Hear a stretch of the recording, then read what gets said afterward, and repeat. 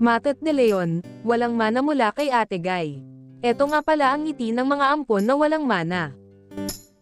Mamahal kay Mami kahit nasa kabilang buhay na siya. Ano po yung I heard. Dedma ang aktres na si Matet de Leon at ang kanyang mga kapatid kung hindi sila ang mga tagapagmana. Iba-iba ang naging reaksyon ng netizens sa latest social media post ni Matet de Leon tungkol sa isyu ng mana sa kanilang pamilya. Mainit pa ring pinag-uusapan ngayon ang umano'y hindi pagkakaunawaan ng biological son ni superstar Nora Honor na si Ian de Leon at ng mga kapatid niyang adopted.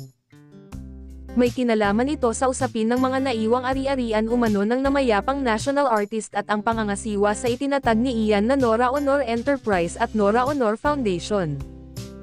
Mismong ang aktor ang nag-announce na siya ang solong legal na tagapagmana ni Ate Guy at naatasang mamuno at magtaguyod sa lahat ng naiwang property at legasiya ng yumaong showbiz icon. Maraming nagtatanong kung may last will and testament nga ba si Ate Guy na nagsasabing si Ian nga ang sole heir ng kanilang ina. Tuluyan na nga bang naetsapwera sina Lotlot, Matet, Kenneth at Kiko sa eksena.